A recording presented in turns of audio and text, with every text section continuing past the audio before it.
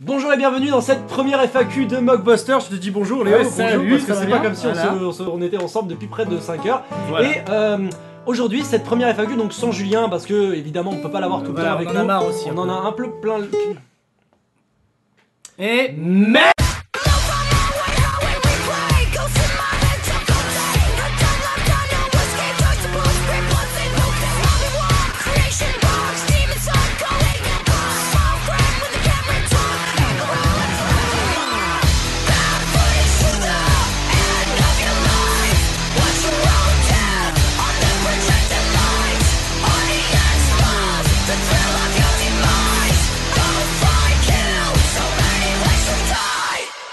donc nous allons aujourd'hui faire le point de vue de toutes les questions qui nous ont été posées.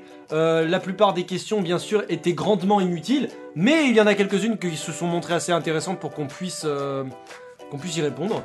Donc nous allons lire la première. Alors l'idée de Mockbuster m'est venue très récemment parce qu'en fait à la base j'avais créé une première émission qui est déjà sur YouTube, qui s'appelle Seven Eyes, donc j'ai jamais fermé ma chaîne parce que j'ai oublié mon mot de passe. Et dans cette première émission, je chroniquais déjà deux mauvais films, dont Zombie 4. D'ailleurs, le premier épisode de Mockbuster est un petit peu un remake du premier épisode de Seven Eyes.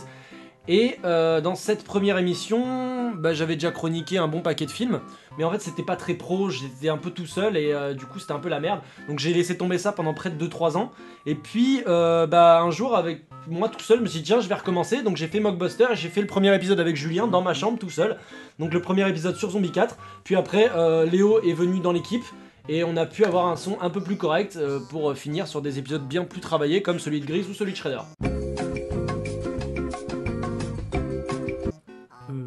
Oula.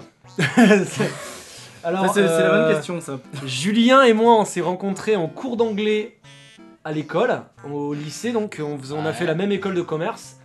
Et Léo et moi, on s'est rencontrés dans une soirée avec un pote. Ouais, vous aviez fait un enregistrement pour un groupe et Oui, et groupe j'étais qui là. n'existe plus Voilà. d'ailleurs. J'imagine bien quel pote.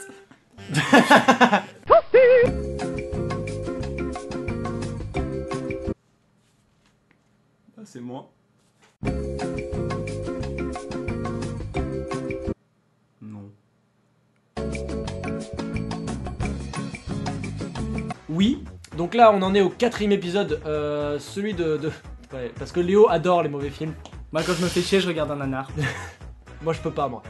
Mais oui, le 5ème épisode, donc le prochain, sera évidemment consacré enfin à un bon film. Donc je ne vous dirai pas ce que c'est, ce sera d'ailleurs deux films dans une seule chronique. Pour revenir ensuite pour le 6ème épisode avec un film qu'on déteste vraiment beaucoup. Mais c'est vrai qu'on voulait un peu calmer le jeu et vous faire découvrir deux films que vous ne connaissez peut-être pas et qui m'ont moi particulièrement frappé et dont j'avais vraiment envie de parler. Alors ça c'est assez marrant parce qu'en fait la plupart des gens me disent que mon émission est inspirée de Crost et de What the Cut. Sauf que lors du premier épisode de Mockbuster que j'ai réalisé donc avec Julien, je ne connaissais pas encore ni What the Cut ni Crost, en fait j'ai connu ça bien plus tard. Et en fait mon inspiration première c'est un mec qui a arrêté de faire des vidéos, donc il a fait que 2 vidéos, qui s'appelle Monsieur Critique, je crois c'est ça, hein, C'est ça, Monsieur Critique. Ouais. Monsieur Critique, et c'est un mec qui était trop génial parce que déjà c'était un putain d'humour super drôle et il est super énervé et tout, mais il a vraiment la tête du mec à s'énerver, c'était vraiment trop cool. Ouais. Et du coup c'est ça qui m'a vraiment inspiré pour faire Mockbuster, c'est de cette émission là. Donc je vais vous foutre le lien pour que vous puissiez aller le voir. Et je vous incite vraiment à aller les franchement voir. allez regarder ça parce qu'il y a que 2 vidéos mais c'est monstrueusement C'est à se drôle. plier de rire. C'est vraiment monstrueusement drôle.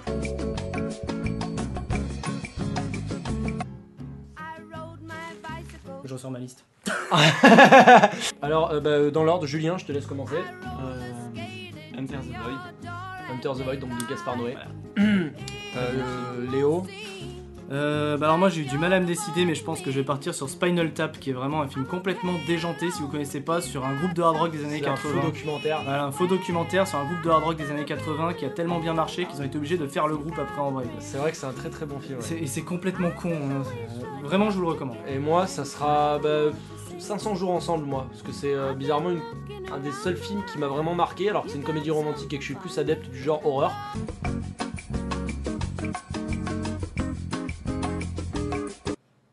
La prélogie Star Wars.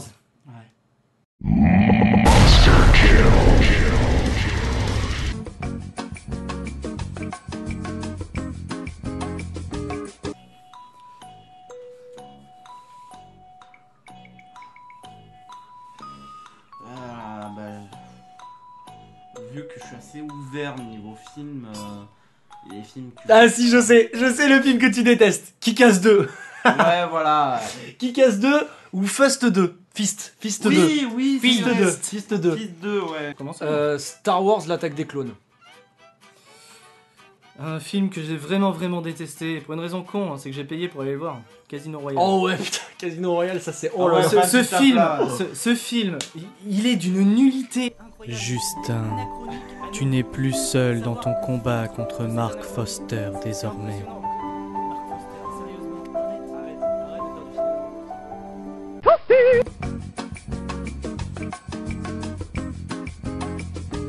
Donc moi ça sera Takashi Miike et Lucky Maki. Lucky Maki, donc c'est le réalisateur féministe qui a fait The Woman et May.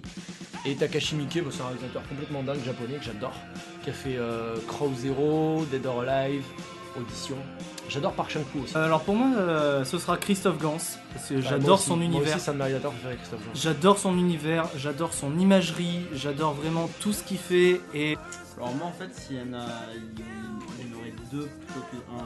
Ben, déjà, Gaspard Noé.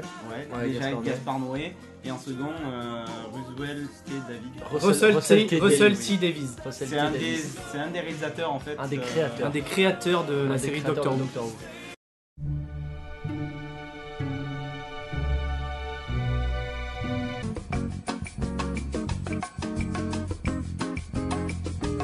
Luc Besson. Michael Bay. Alexis Godin. Oh, ça c'est bas.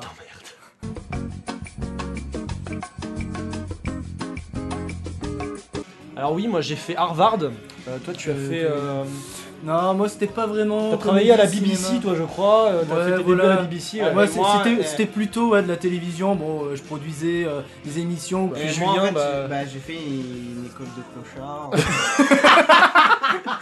Non, plus sérieusement, moi j'ai fait une école de commerce pendant 3 ans, donc j'ai un bac commerce. Léo, Léo, déjà on va commencer par Julien. Julien, mais c'est il a peut-être un peu fait Alors moi j'ai fait un CAP, un CAP commerce. petite enfance. Non, j'ai fait un CAP commerce ensuite. J'ai commencé un bac que j'ai pas pu finir. Et donc là où j'ai rencontré. Moi. Voilà, en ce qui me concerne, moi j'ai un diplôme non reconnu par l'État de technicien du son. Ce qui veut dire qu'en fait j'ai fait des études, mais au niveau de l'État je ne suis rien.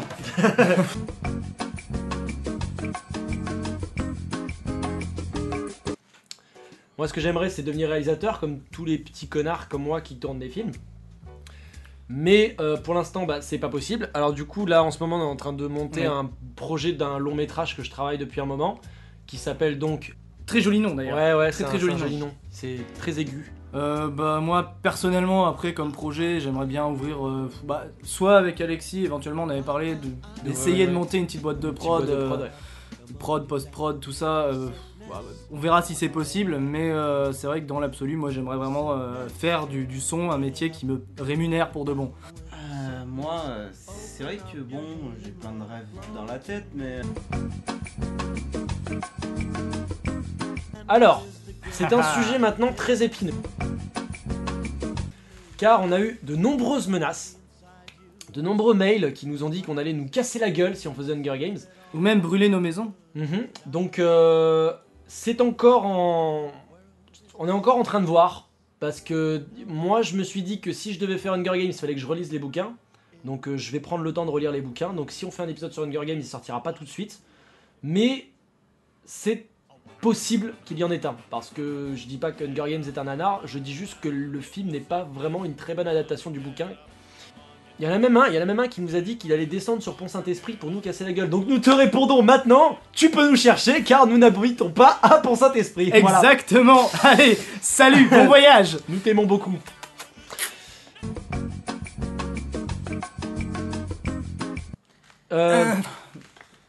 En fait, c'est pas qu'on veut pas, c'est qu'on veut pas en fait. La plume de Mockbuster, en fait, je sais pas comment dire. Justement, ouais, le truc en fait, c'est de vraiment faire dans l'inattendu des Ouais, films voilà. que vous attendiez Genre, pas vous forcément vous à attendiez voir. sûrement pas à voir Grease ou World War Z dans Mockbuster, quoi. Voilà, alors après Shredder était beaucoup moins connu, mais c'est vrai que, bon, pour ceux qui le connaissaient éventuellement, ça peut peut-être leur paraître moins bizarre. Et le truc, c'est que Turkish Star Wars, c'est quand même un nanar qui est assez connu. Voilà, et donc, Du coup, ouais, c'est il y a pas vraiment- rajouté aussi.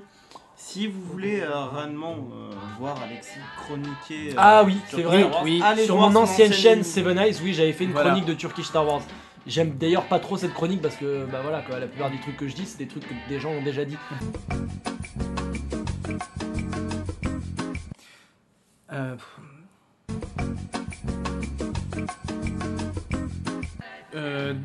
L'élément central donc, de la plupart de vos vidéos, c'est donc le zoom H6 de marque Zoom, de modèle H6. Il est beau, il est profilé, il a un très beau design. Vous pouvez également l'acheter en ce moment à moins 20% avec le Rode NTG2 qui est donc le micro que j'utilise.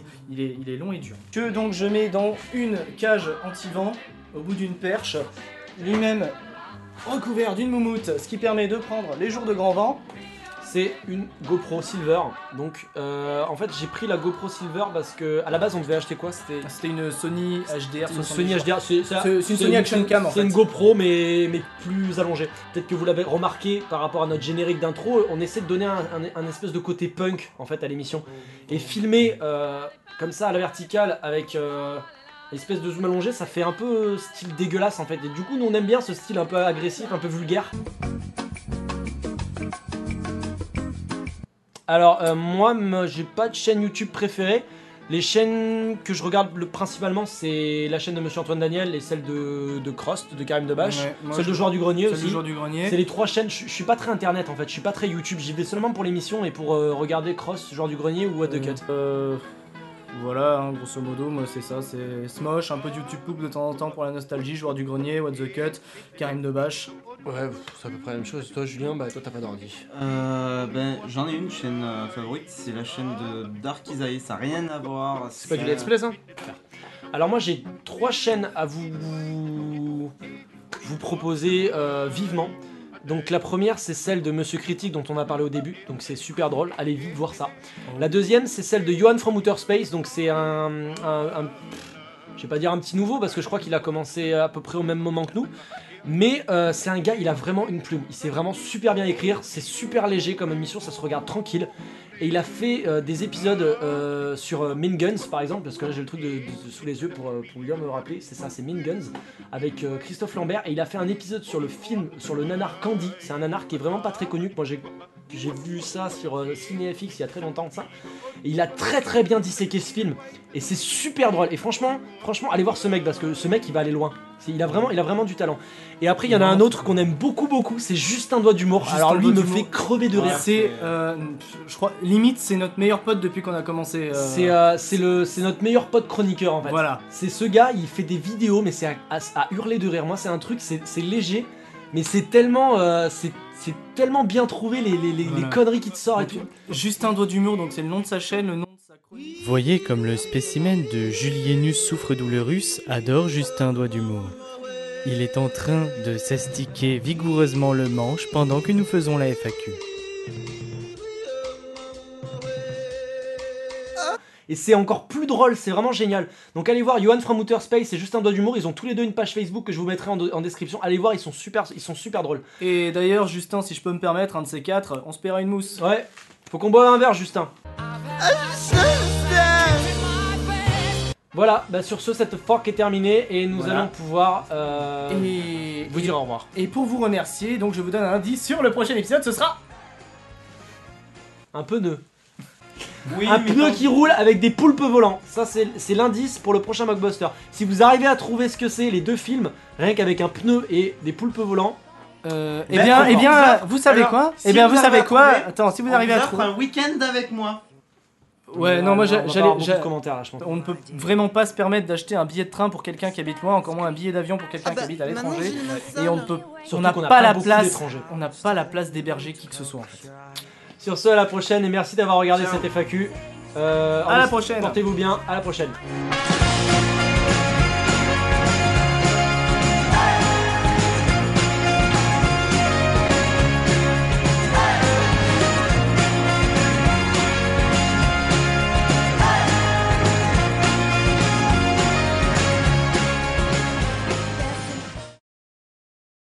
Ah bah maintenant j'ai les mains sales.